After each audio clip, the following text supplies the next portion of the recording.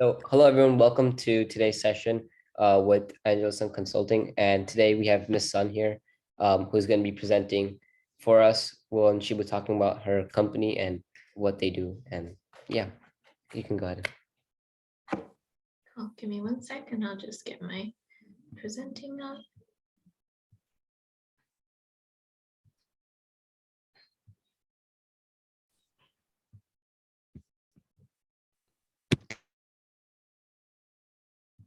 All right, can everyone see all right?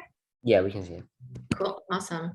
All right, so I'm gonna just go ahead and dive right in and start with the roadmap of today. So today I'm gonna be telling you first a little bit about our program here at Angela Sun Consulting. We're gonna talk a little bit about college consulting. We're gonna talk about essay writing and then SAT, ACT. And then lastly, I'll be going into a section just describing particularly our differences and I think what our overall philosophy is. Before we do that, I also wanted to share some background on us and about why you should consider working with me. So first off, just some of my own personal background. So back when I was in high school, which is honestly a long time ago at this point, I did score a perfect SAT and ACT personally. I scored 5s on 19 plus APs. I won a good amount of scholarships, including prestigious ones such as the Coca-Cola Scholarship and the Burger King Scholarship. And throughout my experience over the past 10 years working as a college consultant, I've edited, I would say probably honestly, thousands of essays at this point. So I think part of why I'm here is that, as I just previously shared, I did have some personal success in the college admissions process. I would say the other reason that really motivated me to be a counselor is that while I was reasonably successful in the college admissions process, I would say that I also had a pretty negative experience going through it. So throughout high school, I remember often feeling, first of all, in competition with my friends, right? Feeling like, oh, there's only 2 leadership positions in this club and I'm fighting against my close friends for it. I remember feeling friction with my parents because they wanted me to do certain things and I didn't necessarily have my interests aligned to those things. I also remember feeling a lot of confusion and ambiguity just because if you look on the internet, there's 10,000 pieces of advice about what you should do and what the right strategy is. So again, although I was successful, I think there was a lot of struggles, anxiety, problems that I faced throughout the admissions process. And I think that's my second goal working with my parents and students is to help, your family go through the college admissions process in a way that is, less stressful and maybe even a little bit fun. In terms of my past results, we have 10 plus Ivy League acceptances every single year for the past 7 years. I have multiple perfect scoring SAT, AC students annually, and we have many 5-star reviews. And now I'm going to start by diving into our college consulting program. So I would say the key focuses of the college consulting program, I would say are 4 motifs. The first one is that we want really clear and motivating goals. I have a lot of students who come to me and they say, something along the lines of, I don't really know what I'm going to major. I don't really know where I want to go to college, but I want to do the best that I can throughout high school. And I think that this is really vague because the thing is that if you have a vague dream, it's really hard to motivate yourself to aim towards it. And this is the same thing. Go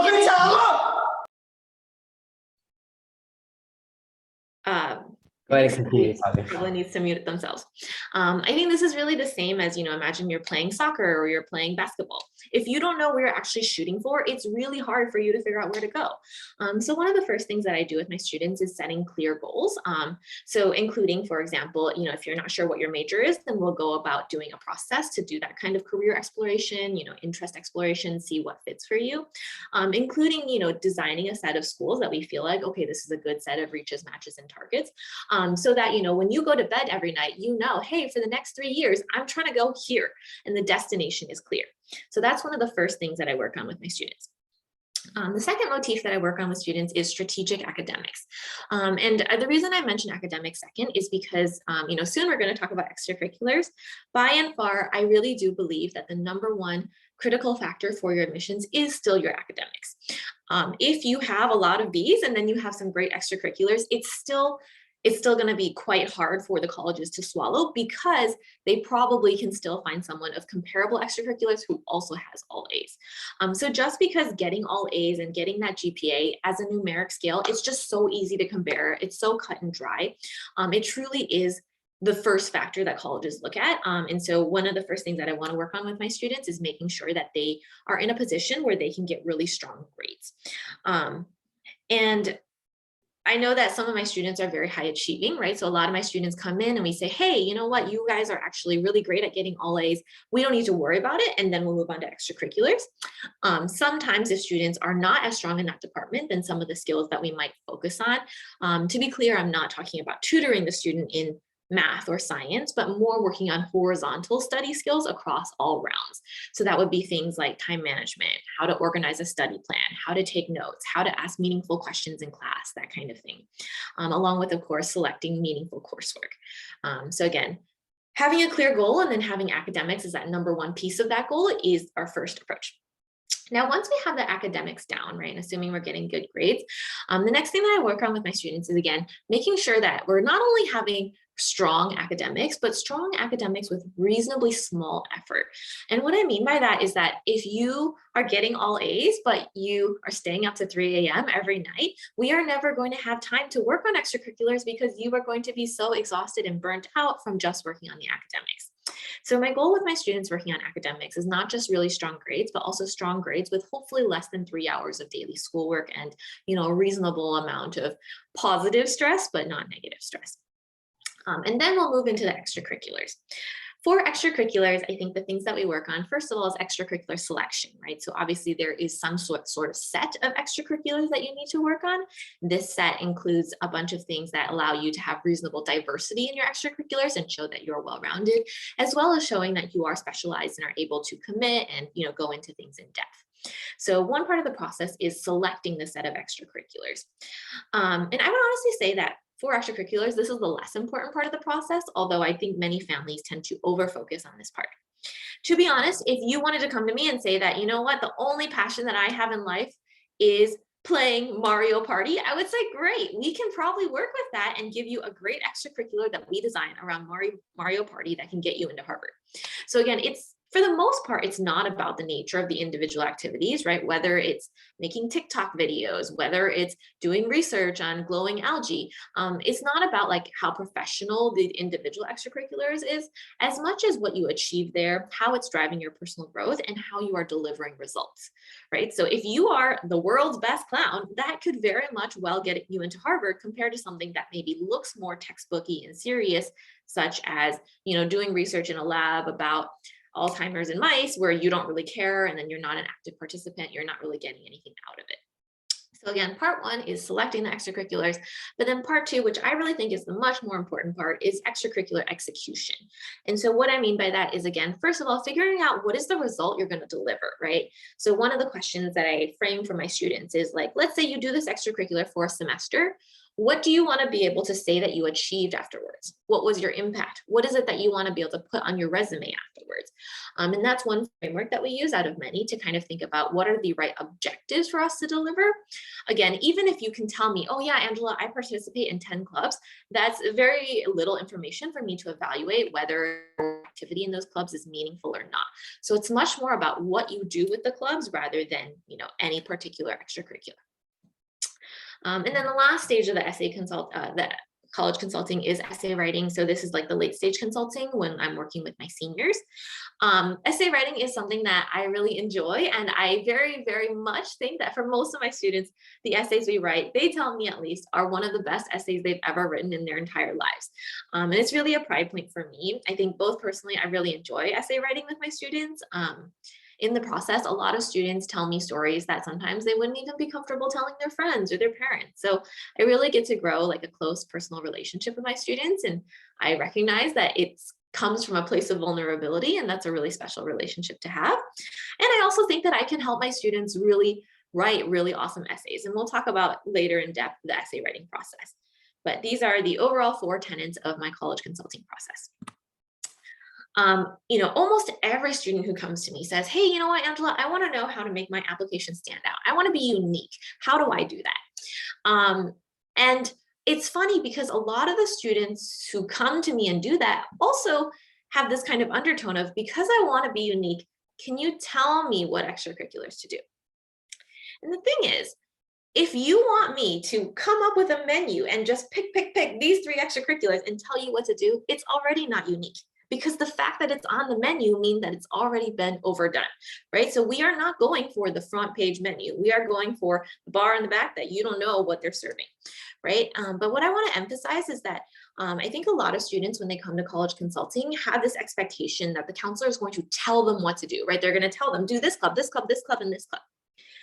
To be clear, I am going to help you figure out what activities that you should do. However, it's not going to be like I'm just going to name them off the top of my head and you're going to say, okay, thanks, bye. It's a process where we have to work together to figure that out. One of the quotes that I think is really instilled in American education, right, is this Robert Frost quote. I'm sure all of you guys are really familiar with it, right? 2 roads diverge in the wood, and I took the one less traveled by, and they made all the difference. And I think there's a lot of positive intent here, right? Like, this is certainly one way to be unique, is to take the path less traveled on. I have another quote that I like a lot better than this one. Do not go where the path may lead. Go instead where there is no path, and leave a trail. And again, this is my philosophy about being unique, is again, we are not going to go on the less traveled path, because the less traveled path, when there's thousands of students applying, is still very, very common. We are going to go where there is no path. And what that means is that I also, when I meet you for the first time, I don't necessarily know off the top of my head what extracurriculars you need to do either, right? So it's a combination of, we need to get to know each other. I need to understand your strengths, your weaknesses, what your interests are, where you are willing to spend time, and what you are not willing to negotiate on. And then together we will work it out. But it's not as easy as, come to a college consulting session, Angela's going to tell me what to do. And not only can I not just do that off the menu, I also think that doing it this way will always yield a better result for my student. Anecdotally, working with my students, one of my students and I, she was really interested in art, and we were trying to figure out, what's a project that she can do to help her stand out. I taught her some tips and the process that I go about to think about a meaningful extracurricular, and I had her do some research. And together, what we landed on was her working on karakuri, which is a very interesting and unique type of Japanese origami, where without any mechanical parts, the origami actually moves. So it can be like a hopping duck or something like that. And to be clear, like, karakuri is not something that I started the process knowing, right? It's something that we found out together, doing an intersection of having her do research, me explaining the right process and how to do meaningful research. And then we created that path for her. And so I'm very confident that, when she writes her college essay, it's going to really pop out. And the college admissions officer, like you, when you heard me mention karakuri, be like, oh, I don't know what karakuri is. I want to read this essay. So again, we need to make the path together. It is difficult. It is time consuming. It is not off a SAT menu, but that is the best way to also be unique, is for us to figure it out together. One of the last things I want to clarify about college consulting is that it does require a lot of lifestyle changes. So very shortly, we are going to talk about SAT and ACT prep, where, it is more like traditional academics, in that I assign you class homework, and then you do the homework, and then we'll talk about the homework in class. College consulting is a lot more wide spanning than that, right? And so, for example, if I'm asking you to work on your executive functioning skills, it's not one homework that you're going to do for me one time. It's ideally a habit that you will grow and change for the rest of your life. If I teach you the process to think about how to network and find internships, it's not something that you do once. It's something that you're going to do consistently every day throughout the next 4 years, so that you're always building those connections, whether for an internship for high school or for even beyond high school. I've had students who actually got their first full-time job from the place that we had them intern back in high school. And so obviously, these are all really positive results that I'm talking about, but I want to clarify that it's also really hard to change your life, right? Changing your lifestyle is much more difficult than sitting down and doing a 1-hour assignment, writing something on paper and pencil, filling out some fill-in-the-blank worksheets. So I do want to clarify that I think one of the most important things to do coming into college consulting, and as you are thinking of designing your own college consulting path, is to make sure that you're being really open-minded about, like, hey, this is crazy. Not eating pizza is crazy, but what would happen if I did that? What kind of results could I get? All right, we are going to hop into essay consulting. And this is, again, the late stage of college consulting, when my seniors are working on their applications. In the essay writing process, I generally think of it as three main phases. That first phase is going to be the brainstorming. And so this is where we're thinking about what kind of prompts we're going to use. We're doing a lot of self-reflection. We're doing some analysis over our accomplishments over the past 4 years and figuring out how do we want to present ourselves. The next stage is, of course, the actual drafting process, right? So this is like making the thesis, making the outline, and then most of my students will write 3 individual drafts for each of the essays they're going to write. And then after that, of course, is the fine-tune editing, right? So organization, making a fun introduction, sentence construction, grammar, that sort of thing. These phases of writing are fairly well known. One thing I want to clarify is that of these 3 phases, the one that I really emphasize the most is the first one in the brainstorming. And I know that this can be often very uncomfortable for students, right? Imagine you're a senior, you have these looming deadlines coming up. You just want to have some words on paper, right? So you feel like you got something done, and if you are pressured, if worst comes to worst, you have something to turn in. And that's why I think a lot of students rush through the brainstorming process and go to that second phase, right? They just want to get that piece of paper, get some words down, feel like something has happened. However, I would say that my writing approach is to really focus on that first phase, that brainstorming. And it's because that I believe to a very far extent, writing is a not iterative, but constructionist approach. Here's what I mean by that. Iterative approach is like, okay, we have something, now we build a little bit more on top of that. Then we make it a little better, then we make it a little better, then we make it a little better. I'm going to contrast that to a constructionist approach. Let's say we're building a house. We rush the process in the beginning, in the brainstorming, in the planning. We make a house with a bad foundation. And sure, you could iterate on it, right? After you have your bad house with a bad foundation, you can still paint the windows, you can still, tile the floors, you can still install high-tech AC, but your house is still gonna fall over because you have a not strong framework. And that is very much the way I think of essay consulting, is that sure, we can decorate a sentence with perfect grammar and beautiful fancy words and, great vocabulary, but none of that is going to cover if you don't have a strong idea of who you are and what you are trying to communicate throughout your essay.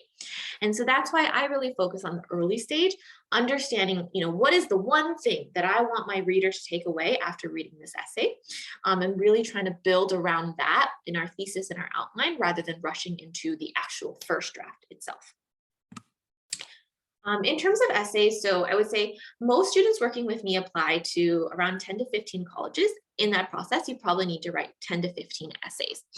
Of those essays, I would say like the first 8 are usually unique, where it's like we need to draft per different responses and for different prompts.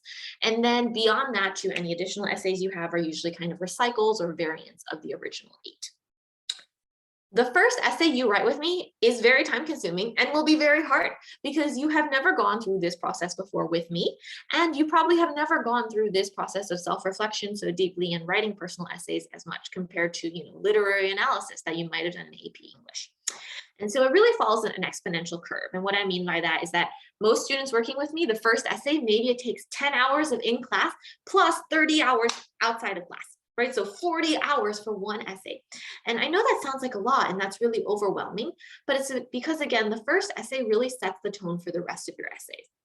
Your first essay is probably going to be your best essay because you're, the most energized, you're the most refreshed going into it. It's probably going to be the one that is used the most, right? Because it's going to be the basis of the most recycles. It's probably your Common App or UC essay, which is maybe for one of your top schools. And so it really is worth investing that energy into making your first couple essays really great. And then once you've learned the process well, it's a lot easier to replicate that process independently in and out of class as you go about working on your 8th essay or your 10th essay or your 15th essay. I'm going to jump now into SAT and ACT prep. And the first thing I want to talk about is prerequisites for SAT and ACT prep. So again, we have these 3 components. It's time, effort, money. And I would say that most students, when they think about what they need, they think it's some time, some effort, and a hell lot of money. And, I wouldn't say that my services are cheap, but what I would say is that actually all 3 of these things are in equal magnitude. And if anything, I would argue you need a lot more time and a lot more effort than the money that is required. I think it's very easy to think about the financial commitment just because it's very upfront. But I think a lot of students have a fallacy that, oh, I'm working with a great tutor, so as long as I do what they tell me in class, that's good enough. And the reality is that's not the case. It still requires a lot of hard work. Even the best tutor in the world cannot help you get a great SAT score if the minute you step out of class, you forgot everything that you learned. Right. And so I just want my students and parents to think about these prerequisites evenly. Is like, sure, it takes money. You're right. More importantly, it takes your students time and effort. And those are the things that are really hard to achieve. If you have all three of these components and you walk into my class, I would say I have a fair amount of certainty that we are going to be very successful. The other thing I want to talk about is what progress looks like. In general, people think that for progress is forward motion. And I would say that, the trend is certainly forward motion. In reality, when you start tutoring and you start prepping, your score is going to go up and down and up and down, and the trend line is going to go up overall. But it's going to take a lot of turns, and there's a lot of good reasons for that, right? So let's say that my student initially is scoring a 1300, and then I teach them how to solve a system of linear equations. And on the next test, they use these strategies of solving a systems of linear equations. The bright side is that they can maybe now solve 3 more additional questions correctly because they now know how to actually solve a systems of linear equations as opposed to randomly guessing. And so we'd say, hey, their score should go up, right? But guess what? They just learned system of linear equations, so they're slow at it. Maybe it takes them 2 minutes to solve one of them. And as a result, they actually aren't able to finish the whole test in time as opposed to how fast they were burning through before because they didn't actually understand anything. And so the increase of, oh, we can now answer more questions correctly is outweighed by, oh, but now our time slowed down because we need to actually think because we know what's actually going on.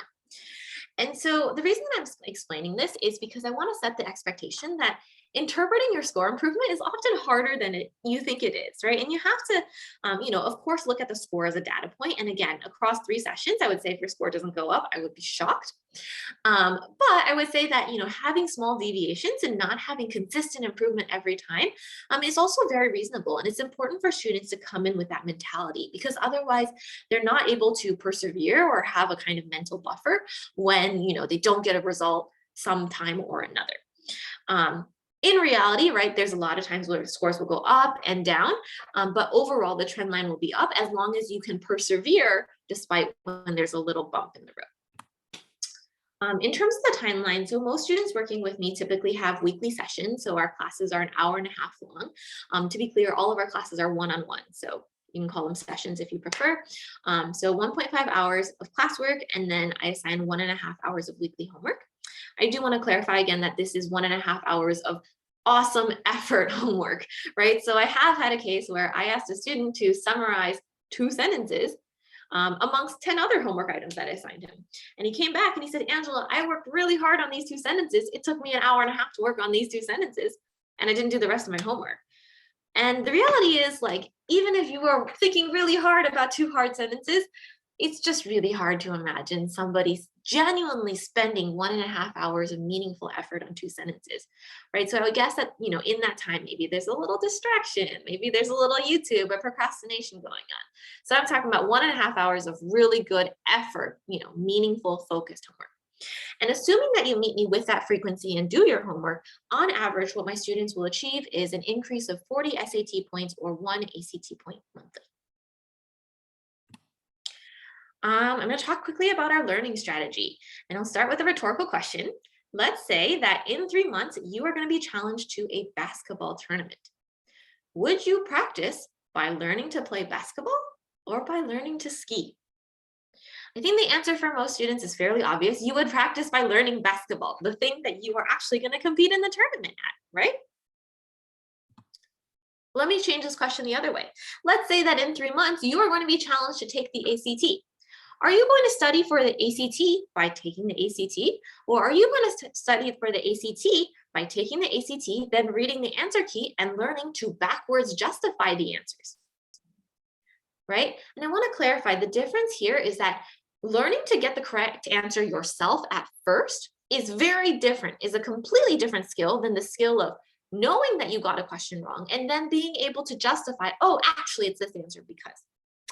And the reason I think it's a really different skill is because, first of all, in most cases, when students get a question wrong, there's 4 choices. You've already eliminated it down to 2, right? And those two are the actual two difficult ones to pick out. And if you know you got the question wrong, it's probably just the other one, right? And so I would say almost anyone scoring above a 1300 can usually read the answer key and come up with some fiddly diddly backwards explanation of like, oh yeah, here's why the real answer does make sense. That being said, the ACT is not the skill of how to read answer keys and then correct yourself knowing that you're wrong. The ACT and the SAT is the skill of getting the question right in the first place. And so what that means is that actually in my class, we don't really use answer keys. I will not tell your students the answer up front, right? So let's say a student comes to me and they say they got a question wrong. I'm not going to be like, oh, here's the answer, it's B, and this is why it's B. Because again, that is not the skill that you are learning for the ACT, is not how to accept someone else's explanation instead of your own reasoning. So instead, what I want to do when I'm tutoring my students for the SAT and ACT is to teach them how to learn to learn. So this more metaverse kind of skill, right? And so when you get a question wrong, I'm going to ask you, hey, let's start over this question blind, pretending we don't know it's wrong. Let's not look at what your old answer is and try to forget it. Let's not remember what the answer key says. Can you just walk me through what makes sense to you? And as the student talks me through, I will ask them questions and understand, various parts of their thought process. And as they think out loud, they will start to realize, hey, maybe this thing I said isn't quite right, or maybe I could try X, Y, or Z. And they will find that path again themselves. But I think that that is so important because once you gain confidence in your ability to reason it out yourself the first time, then you're not worried about, oh, is this the right answer just because some text in the back of the book said so, but rather really feeling like you have control of the situation.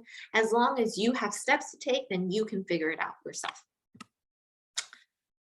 One of the ways to capitalize on this is that the way I want my students to feel after doing test corrections is not like, oh yeah, I guess the answer also does make sense. No, the way I want you to feel after we go over a test is like, oh my God, ha ha ha, that's so obvious. I cannot believe that I ever thought of anything else. And that is how I know that you have truly, truly mastered this question in every aspect of this question. And getting to this is hard, right? Getting to the point where you're like, oh my God, the answer is so obvious. I can't even imagine how I would ever think anything else. It takes a lot of time and effort. So I think I want to clarify is that, in one SAT class, I said is an hour and a half, it's possible that we could spend that one class going over just 4 questions. And you're like, well, if my son got 12 questions wrong and you only went over 4 questions, how are you ever going to finish going over anything? And the reason is because questions, like rabbits, multiply. One question is not just one question. In the process of getting one question wrong, we're talking about potential silly mistakes. We're talking about potential timing errors. We're talking about potentially conceptual errors. And we're talking about not just the concepts from this question, but this question and related concepts. And not just this question and related concepts, but the hard and easy variants of this question and the related concepts. So the reason that we can spend, one session on just 4 questions is because by really, really deeply understanding one question, again, to the point where you can laugh about it and say, oh my God, it's so obvious, you will learn the concepts for so many questions. And that's how you can really quickly improve your score. I want to talk about another trick to success, right? And this is, again, a well-known mantra. Practice makes perfect. With that agenda in mind, many of my students who show up at my door for SAT prep bring their test prep books and they're like, look, Angela, it's a whole stack of practice tests. I did 50 practice tests. Look how much I practiced. I should be perfect by now, right? No, this is, again, another one of the mantras that I really, really hate. What I would say is purposeful practice makes perfect. So practice when you are setting goals for yourself, when it's clear to you what you're doing and where you have a mindset where you're challenging yourself to try things new and different. That makes perfect. But if you are just practicing and putting in the time without the actual mental effort, without setting goals, without deciding what you're going to do differently today, all you're doing is practicing the same wrong things, burning a lot of your time and resources, and also probably discouraging yourself in the process. And so one thing I do with my students in class is that when I assign them a practice test, it's never do this practice test. It's do this practice test and let's talk about what are 3 goals for 3 behaviors you are going to do differently this time. Another thing I want to emphasize about the SAT is that a lot of it is retention. This is actually a photo of a set of part of one of my students' flashcards from SAT prep. And you can see it's not a small number of flashcards here. The reason retention is really important is because I would say most students at minimum do SAT prep for around 3 months. And at maximum, there are students who are, working with me for like a 300-point increase. It may take a year, right? And once it's a year, it's not just about being able to learn the concepts the first time. It's also about remembering what you learned 9 months ago, 9 months later. And so I think that's another thing that I really focus on. I want to talk about kind of the basic skills that we're working on in class, starting from, 1300 score-ish. If a student is scoring 1300s, to me, I know, okay, student doesn't know all the concepts on the test. Maybe they know 70, 80, 60%, right? And at that point, that's where we have to actually talk about content work, right? So what that means is going over the actual grammar rules, explaining the actual formula for geometric sequences and, progressions, whatever that is. Around the 1400 and 1500 mark, though, what I would say, though, is that I would say by that point, I would say student knows 90, maybe 95% of the concepts, and they've mastered them in 95% of the cases. But the real difference between basically 1450 and a perfect score is two things. One is mastering the concepts all the time, right? So not just like, oh, I have an intuition or like it feels like this is right, but knowing the process and applying the process all the time. And the second big thing that's a huge component of really breaking above the 1500 ceiling is being detail oriented. And what I'm talking about is silly mistakes.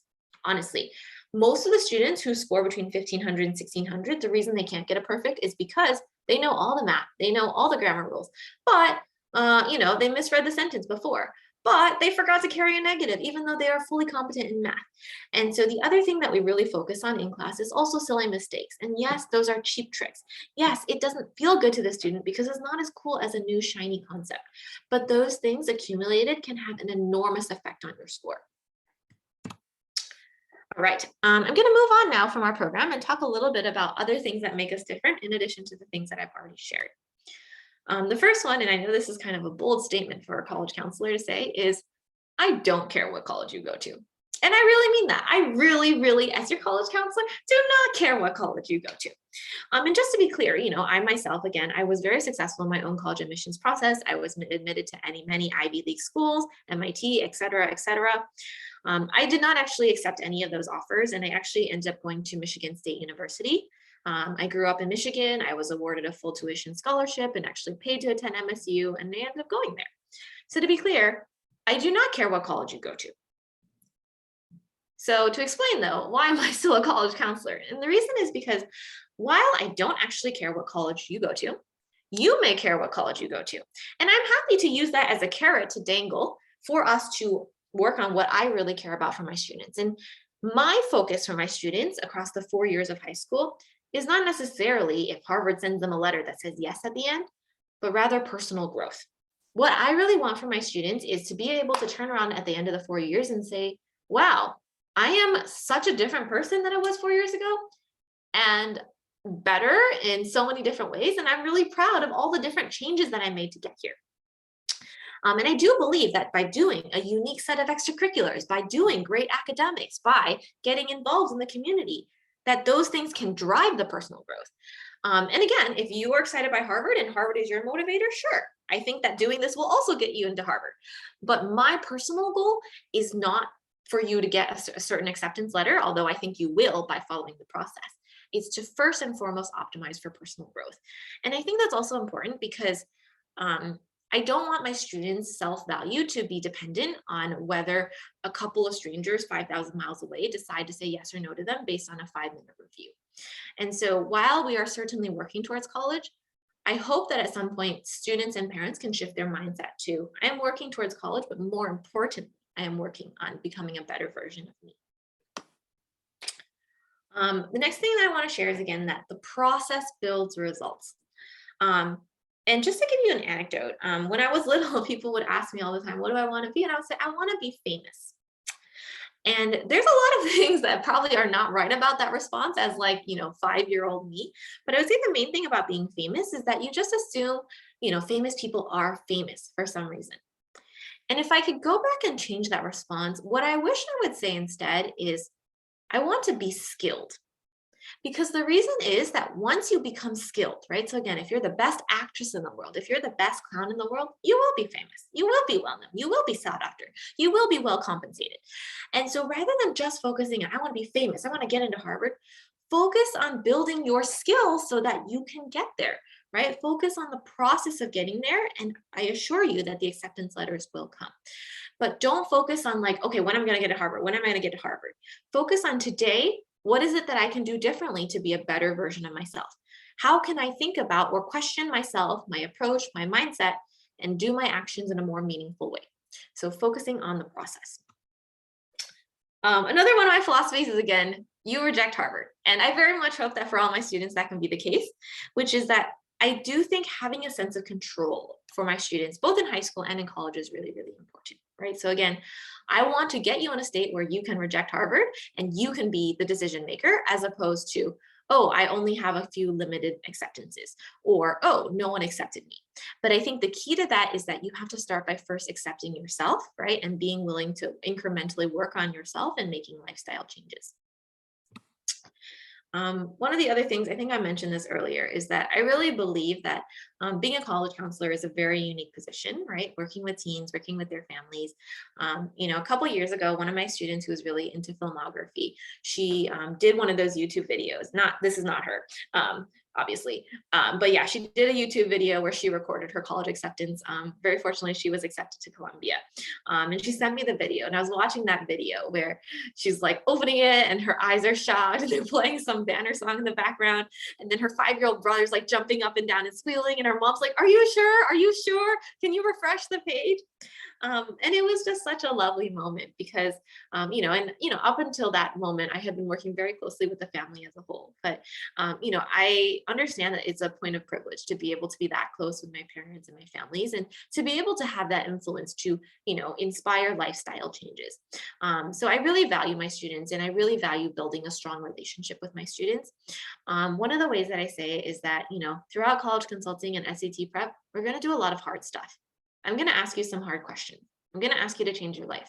None of those things are easy, right? And so at least if you have a little fun with me in the beginning, right? At least if we feel close, it's going to make it a little easier. And so with that, my other goal in class is that, sure, we're going to do some really hard things, and hopefully we're also going to have a little fun. And this, by the way, is my cat. All right, I believe I've summarized about my program and my differences in terms of logistics and pricing if you guys are interested. So the rates are here. They're all publicly also available on my website, so you guys are welcome to visit it. And I've included the link here. And with that, I will conclude my presentation and open it up for any questions.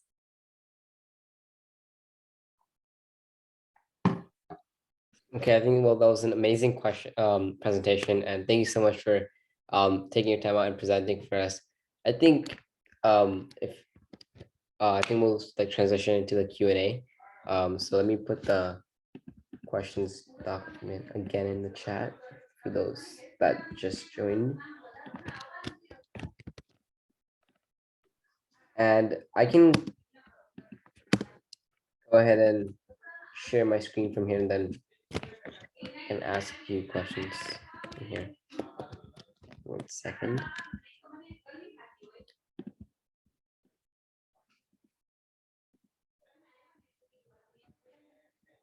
Okay. Can you all see my screen? Yes. Okay. So these are a few questions that came in the chat. So when is the best time to begin SAT prep? Yeah, so one thing I want to clarify that a lot of students don't know, first of all, is that you are not rate limited at all in terms of when to take your SAT. A lot of families falsely think, oh, I need to take my SAT during junior year. That is not the case. So to be clear, first of all, on the restrictions, you can take your SAT anytime from, fall of freshman year throughout basically like October of your senior year. So there is no limit to when to start. And so given that, it's not about like when is good for the schools, it's about when is good for you. And so in terms of that, what I would say is that in terms of readiness, most students are ready to talk about the concepts on the SAT after they have already taken at least algebra and geometry in school. And again, that can be a wide variety of times, right? Some of my students have finished geometry by the time they finish 8th grade. Some of my students are taking geometry, in 11th grade. So, depends on your own math track, but you need to have at least those 2 courses. Outside of that, I would say if you have those 2, then the best time is ASAP. And a lot of students ask me like, okay, well, right now I'm in ninth grade. Wouldn't it be better if I wait until 10th grade or 11th grade? Won't I be naturally smarter then? Won't I have learned more through school, which is going to help me? And by and large, I would say, unfortunately, the answer is no. And that's why I talked about these two math classes ahead of time, right? If you didn't have the mathematical basis, yes, going to school and taking these actual classes will help you, algebra and geometry specifically. Outside of that, though, I would say that school will not organically, unfortunately, improve your score either in the verbal section, either in the writing or the reading comprehension. And that's just because the style of writing that you're learning in class and the grammar rules that you're learning, the type of reading comprehension is a very different style than the SAT. So I would not expect any organic growth beyond these two courses that you talked about. And so given that, again, if you have finished geometry in 8th grade, I do have many students who prep with me starting summer of 8th grade.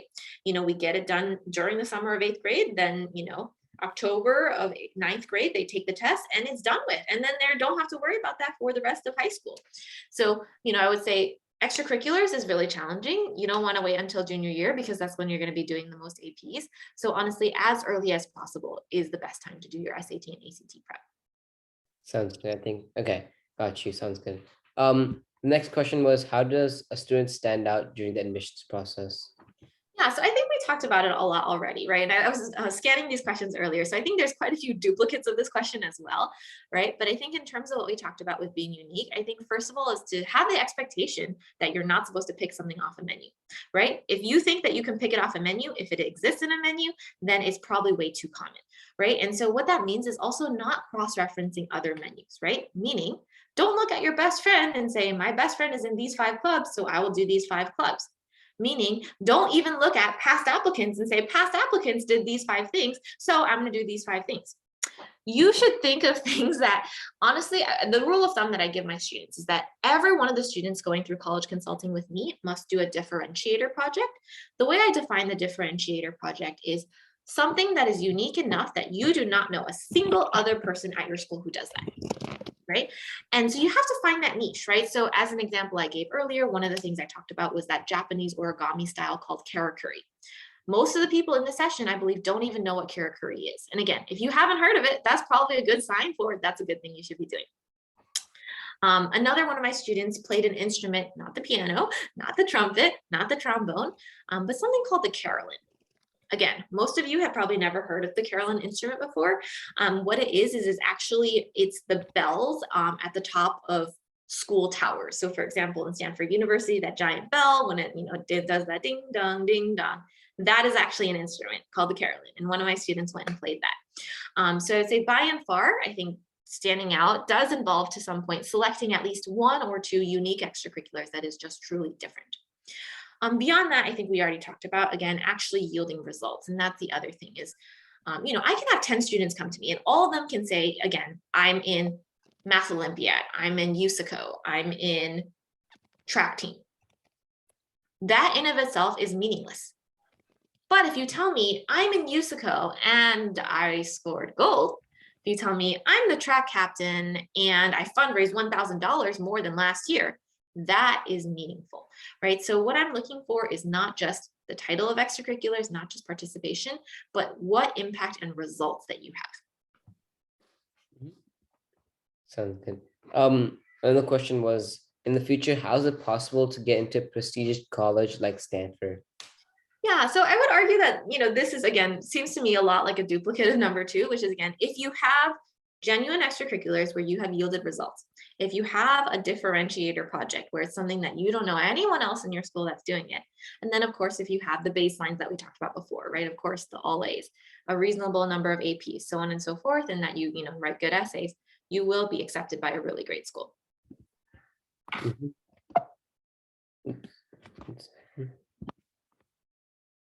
Okay, yeah, and another question was, can you give some examples as to what a good college application looks like? So good college application really depends on where you're going, right? Like a good college application for UC Davis is very different from a good application for Harvard. So I'll just give an example for Harvard because that will cover all scenario sets, but I do want to clarify again that this is really too vague of a question to honestly be meaningful. As an example of one of my students who was accepted into Harvard last year, that student was USICO Platinum. That student was in the US top 50 at tennis. That student had all A's throughout high school and 10 AP courses. That student organized several hackathons and coding camps. And that student participated in 2 or 3 clubs at school outside of their major. So more things like crochet club and their personal interests and hobbies. That's a lot going on there. Yes. Definitely. What does an admission officer look for when evaluating an application? Yeah, I mean, when students ask this question, what I would really say is at the end of the day, remember that your admissions officers are just human beings. And so I would think turn this around and say, even what do you look for when evaluating a friend? What do you look for when you're evaluating who to ask out to prom? And it's really honestly quite similar, is that at the end of the day, it is people just reading that piece of paper and figuring out, do they like you or not, right? And like, I hate to say that the college admissions process, again, has that variability, is not purely mathematical and straightforward, but it's true, it's not consistent, right? A lot of the times what it is it's a panel of 3 people. They each read your essays and two other kids' essays, and they each advocate for the person they like the most. And that's it at the end of the day, is that they felt that personal spark to your essay. They felt like, oh yeah, I love that the kid went out and did this extracurricular. It reminds me of my childhood or a cause that I really care about. So try not to think about it as like, what does an admissions officer look like? And I often ask my students to think about instead the airport test, which is just, if you take your application and then think about, like, let's say you're stuck in an airport, your flight has been delayed for 7 hours. If you got this application, would you choose to spend the next 7 hours talking to this person because you believe they're genuinely interesting? Or would you prefer to just sit in silence and listen to music? And that is honestly a great way to evaluate if you have a good application or not. Mhm. Sounds good. I see. Okay, the next question was, is having straight A's throughout high school an important factor in getting into a good college? Absolutely. As I mentioned before, having straight A's, I would argue, is the number one criteria. Again, academics will be the number one criteria that you are compared against. And to be clear, I know that that's not fair. I know that to some extent it's not even reasonable, right? Like there are many good reasons why sometimes students don't get an A, right? Maybe it's a bad teacher, maybe it's an illness. There are many extraneous reasons. So I know that that doesn't feel comfortable.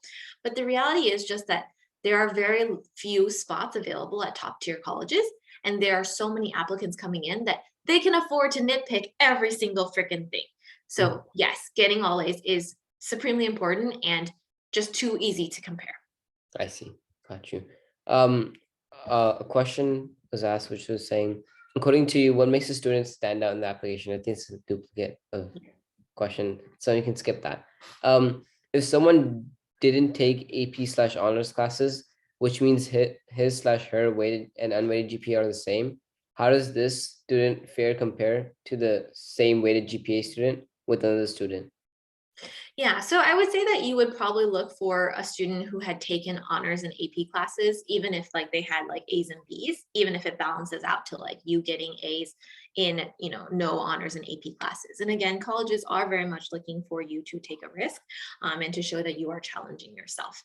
And to be clear, I think that you would need to probably address the lower grades, right? So maybe, in one of your 4 UCSAs, you kind of talk about that challenge and talk about what you learned to kind of reassure them, hey, next time I got something out of this experience and next time I could get an A.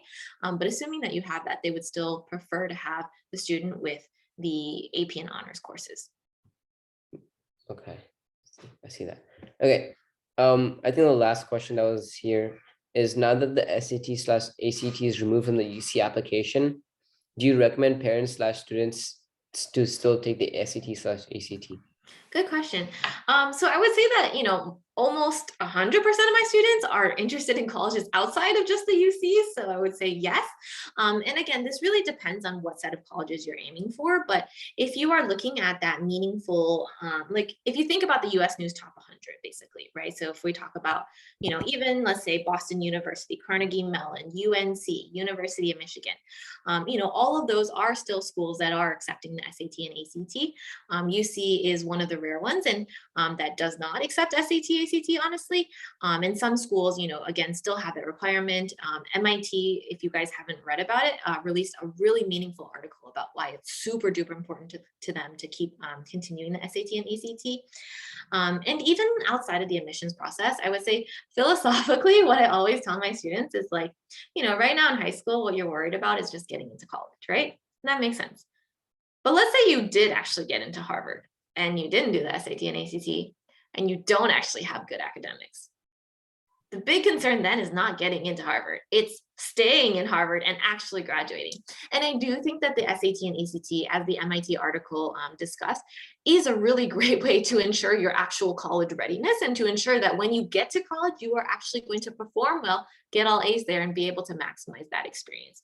So both from the admissions perspective of making sure that you're able to get into out-of-state schools, as well as for your own readiness of college itself, I do think that SAT and ACT is very relevant.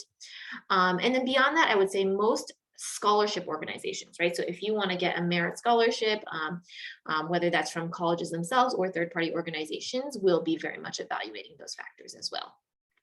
I see. That's definitely a great explanation of this question. I think with that was the last question that was asked. But what we can do is we can wait for a few minutes to see if anyone wants to ask questions. And in this point of the session, people can unmute and ask their questions as well. A question in the chat is junior year too late to start consulting with you? I would say that there's never too late, right? Just like there's never too early, right? So, obviously, don't have me meet with a kindergartner, but I would say that, it's a lifelong learning process. So there are things that you can always do, no matter what stage you are in the process. I would say junior year is definitely later in the process. I would say that there is no point that it is too late, because if you don't do anything in junior year and you realize you're actually in a bad position for senior year, the biggest consequence is that actually it means that you will have a really hard time writing your essays because you won't have anything to talk about because you didn't do anything that is meaningful to you. And so even if you meet me, summer after junior year, and you're like, we only have 3 months of actual college consulting, even that is still time that we can make meaningful to find you internships, get you new activities, to reorient yourself, to do career exploration so that you have more stories. And stories is really the ammo, the ammunition that you need in order to write great essays. Mm-hmm. Definitely. And again, I think that's a very good explanation. And let's just wait for like 1 or 2 minutes, and if not, then we can wrap the session right here.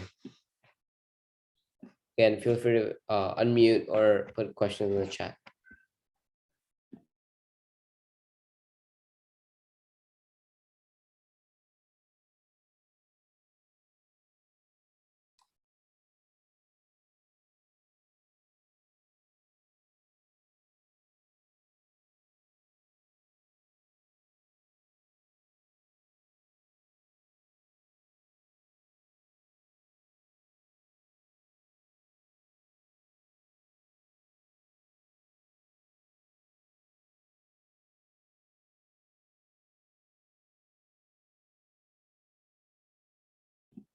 Okay, well, I don't see any questions in the chat or no one's unmuting, but thank you so much for coming out here today and then helping us understand the admissions process better.